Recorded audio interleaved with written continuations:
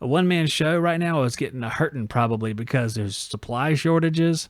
There are higher costs on everything. Some of these jobs that, one-man shows quote, and this is true of big companies too, but when you quote a job and it has a lag, you always have to stipulate that there is a limit on that estimate. Typically it's 30 days. Now it might be shorter than that. Now it's so volatile in the market, you might say, well, I want to do 14 days. Because if I do 30 days, heck, copper might cost twice as much. Lumber went down, but it might go back up again if you're building a stand, or maybe you're building a platform for a condenser, and you really have to put like a buffer in. I always put a buffer into my jobs. When I did my estimates, I'd actually write buffer, and it would be a few $100, just in case something went wrong, or I needed an extra part, or something happened.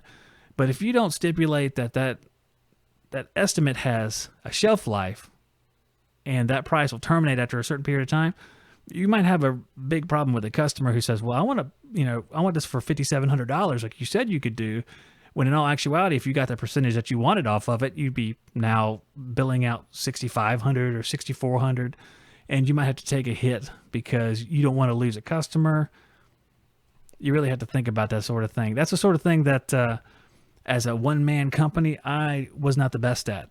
I did not always have the forethought. We didn't really have a situation like this arise while I was running my company. There was no weird pandemic issue, supply chain thing. I don't know how many things of these are related. The supply chain, the pandemic. I don't know how much of this is just the Illuminati messing with things. And I don't know. I kind of joke, but there are things working behind the scenes and a lot of this stuff that we don't get to see. So who knows what's going to happen next? It's kind of a strange time, at least in my lifetime. I know most lifetimes there's something strange and abnormal that happens. There was a major pandemic back in the early 1900s with the Spanish flu. Lasted like 3 years. Millions and millions of people died.